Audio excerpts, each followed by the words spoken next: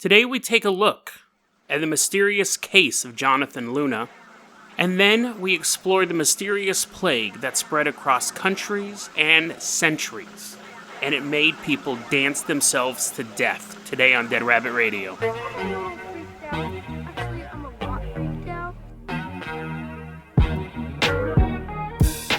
Hey everyone, welcome back to another episode of Dead Rabbit Radio. I'm your host, Jason Carpenter. For the sake of the opening, I will say I'm having a great day. I hope you're having a great day too. This sinus infection's really beating me up.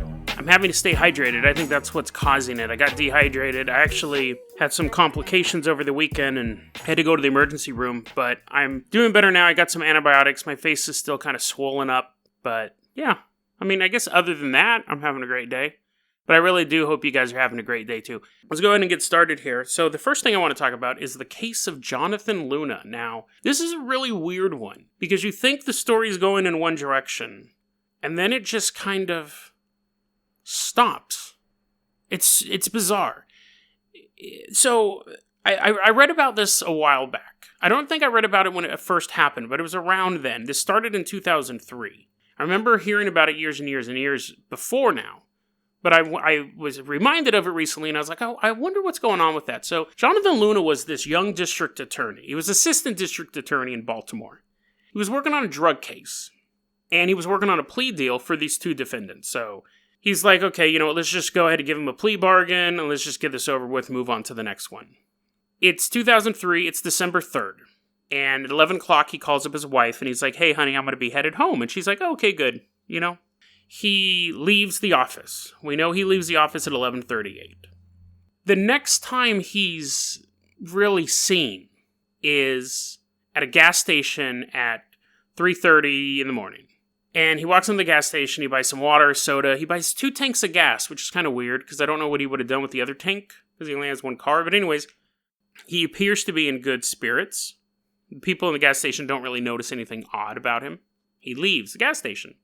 5:30 the next morning in Lancaster County, Pennsylvania. So this is 95 miles away from his office in Baltimore. People notice a car is kind of like a bit halfway in a creek, a little small creek, a little bubbling water, blah, blah, blah, blah, blah. So of course, they're like, oh, it might have been a car accident, let's call the police. So they call the police. Police show up, and they see the car, blah, blah, blah, blah, blah. That's not the car, that's the water by the car. And then they notice there's a body in the water. Half in the water, half out. Cops are like, damn it, it's Monday. Just wanted to be slow Monday. They go in and they retrieve the body. And they're obviously doing ID and they're going through his wallet and they find that it is Jonathan Luna, assistant district attorney in Baltimore. So they're like, obviously they know it's going to be a big case at this point. It's going to be what do they call? I think they're called a blue ball. I think that's what they're called. Like, it's just a high-profile case. You have a public government official dead, and obviously everyone's like, is this connected to a case he was working on? Is someone getting revenge for something else? It was weird that he was 95 miles away from where he was supposed to be, but they start working the case. What they do is they find $200 in cash on him. They find blood in the back seat. They find blood in the back seat. They find blood in the driver's seat. They find blood along the fender of the car. And they find blood on a little toll ticket, which is weird because the car had an Easy Pass system, which is able to electronically pay for toll roads. And cops are like, this is going to be a weird case, obviously. They start examining the body. He died from having water in his lungs, so he drowned. However, he also had 36 wounds, 36 total stab wounds on his body. His hands were so badly stabbed that when they ended up burying the body, they had to put gloves on him to keep everything together and to not be totally gross. He had stabs to the neck, slashes to the neck. He got stabbed in the scrotum a couple times. It's pretty intense. And he also had stab wounds in the back, between his shoulder blades. It looked like he was having to struggle. He was defending it with his hands. He got stabbed in the back. He got stabbed in the dick. He got stabbed in the throat, and eventually he fell in the water and drowned. Now, the coroner looked at all that, and he said, okay, cause of death is he drowned, but he has all these stab wounds. We're going to list it as foul play. They started retracing his steps, and one of the first things they realized was that in his office, he had left his cell phone and his glasses, which he needed to drive. So they're like, okay, he must have been kidnapped. If his glasses are here, how would he have driven this far? Now, reportedly, he needed the glasses to drive, but that's the story that we're being told. And then they're like, okay, he uses his Easy Pass 3 times. But then after, because he had to take multiple toll roads and bridges to get where he was at. 95 miles, I think it was like 3 states he went through to get there. They said, okay, so he used the Easy Pass 3 times. After that, he started using paper tickets. So people are thinking it could be possible that he was kidnapped. And the person who was driving his car didn't know how to use Easy Pass, so he began using tickets. They have to call the FBI in. So you have the Lancaster County Police working on it. They're calling up Baltimore PD. They're getting the information from the office. But because it was an assistant district attorney, and because the crime took place over several states, they had to call in the FBI. So the FBI comes in. They talk to the Baltimore PD. They get the information from them. They talk to the Lancaster County PD. They're getting all the, taking notes, wearing their trench coats, taking notes. They examine the body. They're like, okay, they're doing their investigation. They go, suicide. He obviously killed himself. Case closed.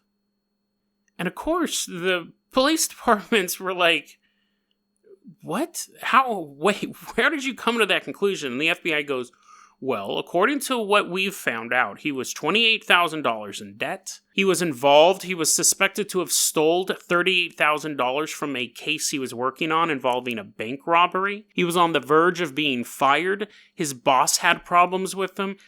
That morning, he got in trouble with a judge involving the case he was working on. That's why he was doing the plea deal that late at night. He had to get it done.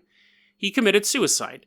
There's no defensive wounds. We believe that he tried to stage a kidnapping and then stage an assault. And as he was cutting himself in the neck, he accidentally cut a carotid artery, fell in the water, and died. Oh, and by the way, coroner, you should change your report to match that. And the coroner was like, this was foul play. I'm not changing my report to make this look like a suicide. 6 months after his body was found, they did find his penknife at a rock in the creek where his body was found. That penknife was used to inflict all 36 wounds on his body. They matched it up to all of them. To this day, the coroner insists it was foul play, that he was murdered. And to this day, the FBI says, case closed, it was a suicide. What really happened to Jonathan Luna? Did he try to stage a kidnapping, and was he so at the end of his rope that part of his staging his kidnapping to make it look like he was assaulted was to cut his own scrotum, to stab himself in his genitals? That's how far he was willing to go for this ruse. Or was he murdered, and either due to sloppy police work or something more sinister, was it classified as a suicide?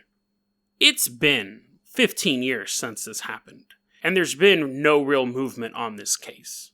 Bizarre story. Fairly high profile at the time, but as the years have gone on, it's become less and less known. But to this day, nobody really knows what happened to Jonathan Luna. It's just a file sitting somewhere in a coroner's office, and a closed file sitting somewhere in an FBI office. And we'll never really know unless something else breaks with this story.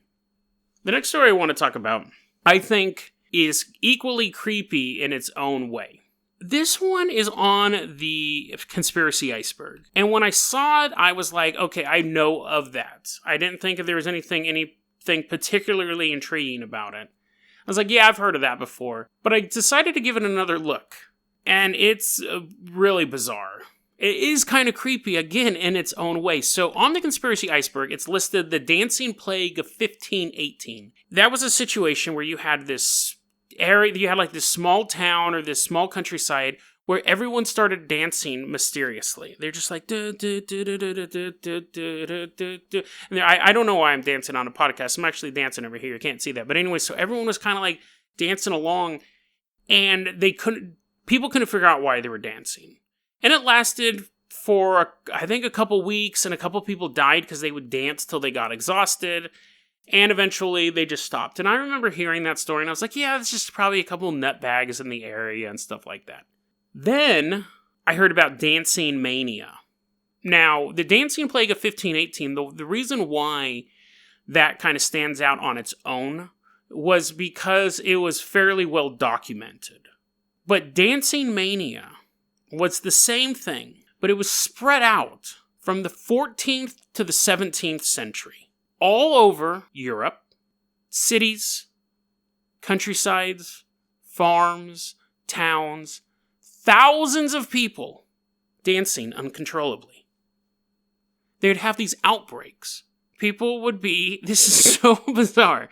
And this happened multiple times throughout the centuries. Someone would be in the town, and they would just start dancing. And then other people would see them, and they would come out and they'd start dancing in a group too. And everyone would start dancing. It got so bad that the people, they had to start to come up with remedies for this. So they had to start basically building up this mythology. So people started dancing, and they would say, okay, so Saint Michael and Saint Vitus. Saint Vitus is the saint of dancing. So people would be like, oh, you must have been cursed by Saint Vitus. You have to go to a shrine specifically for Saint Vitus and pray to him, and he'll relieve your dancing. So it wasn't like this one-off thing. People were dancing so much that the government and the church had to figure out something to do to keep people from dancing. So Saint Vitus is the patron saint of dancing. He was the patron saint of dancing before all of this. The earliest incident that they know of dancing mania, 7th century, but it got really bad in the 14th century. So in the 1020s, in Bernsburg, which is this place in Europe apparently, 18 people just started dancing. Now, you're like, okay, maybe they're just having fun. There was a Christmas Eve service. They're singing their hymns, their old-timey hymns, which we wouldn't understand because they spoke weird back then. And all of a sudden, people just started getting up and dancing. Now, you're like, well, they're just celebrating. No, the thing is, you can't stop dancing. You dance until you become unconscious. So they're dancing in church, and people are like, dude, I'm trying to, worship the baby Jesus. And they're, elbowing him. They're, crunking next to you as you're trying to, sing a hymn.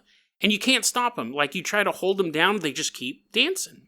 What's so weird? Okay, in the year 1237, a bunch of kids were dancing it was a 20-kilometer journey between these two towns. And the kids were dancing the whole way. I've been dancing this whole time. Okay, I'm going to stop dancing because it's probably messing up the podcast. Anyways, so they danced for 20 kilometers from one town to another. There was another one in 1278. 200 people were dancing on a bridge in Germany. The bridge collapsed. All the people, I should say all the people, most of the people, they're like, oh, we're in the river, help us. They get rescued by the townspeople and brought to the nearest church.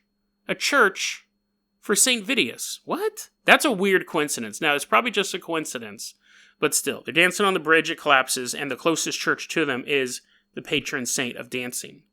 So they had these outbreaks all over Europe. Why these? And this was the funniest thing. So like I said, the church and the governments are trying to figure out how to get people to stop dancing.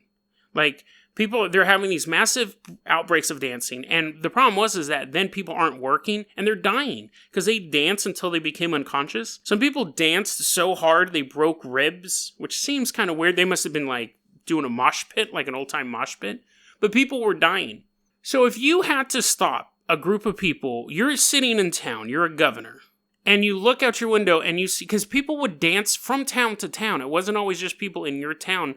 Sometimes dancing crowds would move through your town, and people from your town would jump up and start dancing, and they'd move to the next town. So you're sitting there, and you see a bunch of people dancing down the street, and they're headed towards your town.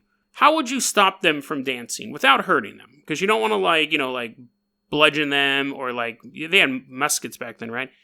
Or, arrows, shoot arrows at them. You could put, tacks on the ground or whatever, but you don't want to do that, because you don't want to hurt them. And a tack would give you gangrene, and you'd die anyways. So how would you stop a group of people dancing in your town? There's probably a bunch of different ways. Nets, you can do that. You could, tie ropes around them. You could, did they have lassos back then, or is that only from, the Wild Wild West? Did they know what a lasso was in medieval Europe? I'm going to say no. But anyways, You could probably come up with a lot of different ways to get someone to stop dancing. There's one way to keep people dancing. There's one guaranteed way. This is when I knew I was going to do this as a story. There is one guaranteed way to keep people dancing. For whatever reason, the local councils and the church believed this. If you played music next to the people dancing, they'd stop dancing. So they began to hire bards to follow these groups around playing music. And what do you think happened? More people joined the dance. Why would you even think? If you saw a bunch of people dancing on the street to no music, you would not bring a boombox out there and turn it on and go, this will stop the dance. This will end this celebration. It just made more people join the dance. And again, you can't stop dancing. So now you got people providing musical accompaniment to it. And you just have these huge, up to 1,000 people sometimes, just dancing through the countryside. We don't know what caused it. Some people say it was ergot poisoning, which people have disputed because that makes you completely uncoordinated. And you could say, well, it's not like they were doing choreographed dance moves, Jason, but the fact that other people were joining in and it was moving from area to area, they go, it could have been possible. Some people have said there's a disease called St. Vitus disease, but that's almost like retconned, where that's where your limbs jerk uncontrollably. But that's been named more for Dancing Mania than Dancing Mania being caused by that. Because what would happen, again, St. Vitus disease isn't something that you just contract, that someone's walking down the street, and it mostly affects children. So that was more like, that wasn't the cause of it, that is named because of this. People have thought things like hypnosis, it's considered the first form of mass hysteria, like the first form of recorded mass hysteria. I think the best thing I saw, which again I'm still a little iffy on, because we're going to get into another weirder thing, is that it was caused because people were so poor and so just like, life sucks, that they just started dancing. And to dance the blues away, basically. Their life sucks so bad that they said, why don't we just do a choreographed dance? They should make a musical called Dance Mania. And it's about peasants in medieval times. And it starts off with this woman just throwing hay. It's like Rent or Stomp, but with medieval stuff. I'm copyrighting that idea. Nobody steal that from me. Anyways, so they were doing these dances and they go, maybe they were just so bored and so just miserable that everyone started dancing. It was just kind of their way of giving up. That's possible. The thing is one, they would dance themselves to death sometimes or dance to claps. And then two, they would dance so much and they would dance from town to town that they would basically be even more poor when they went back because their crops were failing or they were selling wooden shoes and termites got them or whatever. It was very short-sighted. But I think that's probably the most likely scenario. However, then it gets weird. Everything we've talked about now, it's going to get really weird. So, these people would, like I said, they dance from town to town.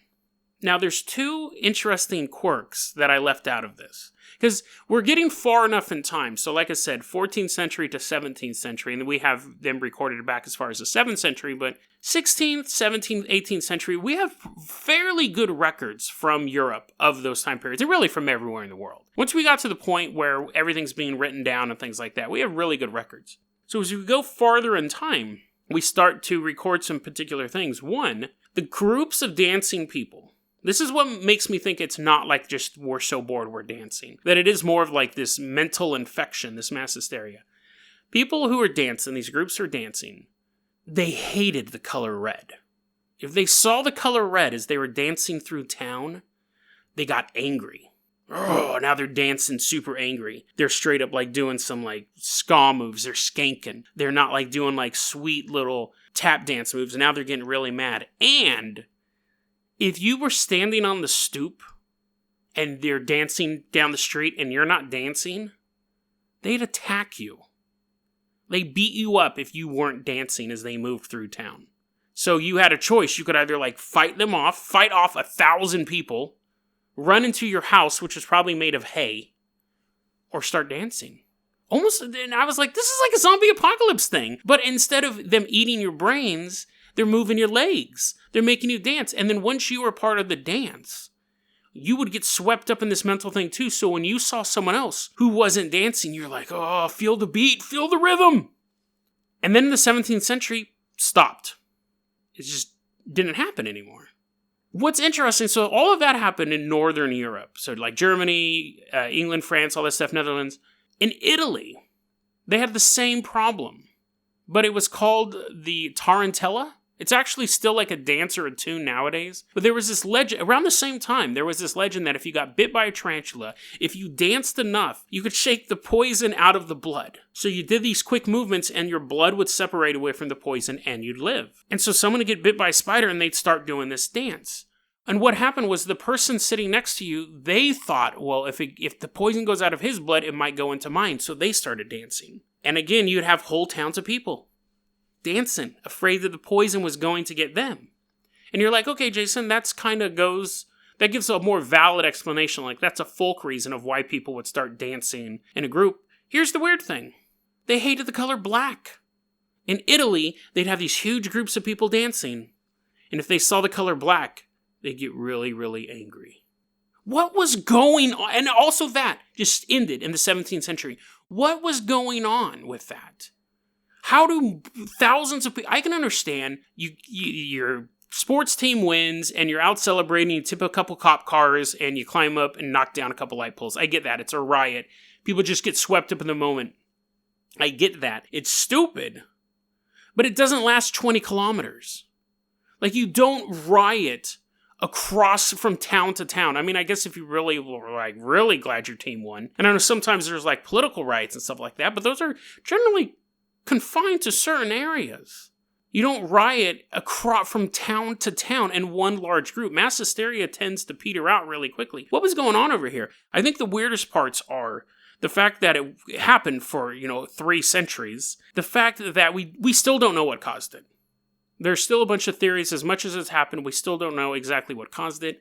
The thing about being angry by the colors, and then we have 2 different countries with 2 different colors having the same reaction, they get angry. Because that's the thing, too. If people are rioting, they may be like, we hate cops, and they see a cop and we're like, we hate you. It's not like they see, like, a guy wearing blue blockers, and they're like, we hate the color blue because the color blue reminds us of cops, and they're, like, destroying Bluetooth stores.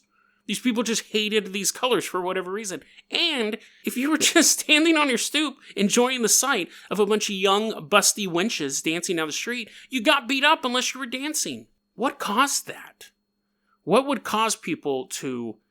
I can get being so bored and so just like, oh, my life sucks and I'm just going to dance like Footloose style in my barn. But I don't get dancing for 20 kilometers, dancing with so many people I collapse a bridge. And the thing is could this happen again? Since we don't know what caused it, it might have been some bug in the programming of humans. Is it possible that in the next week, it's like residents of Chicago woke up to an amazing scene. Tens of thousands of people are dancing down the streets. The police are trying to cordon them off. They're calling in Bruno Mars to try to play music to stop the dancing. We will keep you informed. Is this possible? Since we don't know what caused it, is it possible that someday thousands, or now with our population, millions of people may simply begin dancing from city to city, and nobody knows why? DeadRabbitRadio@gmail.com is going to be your email address. You can also hit us up at Facebook.com/DeadRabbitRadio. Twitter is @JasonOCarpenter. Dead Rabbit Radio is your daily paranormal conspiracy and true crime podcast. You don't have to listen to it every day, but I'm glad you listened to it today. Have a great one, guys.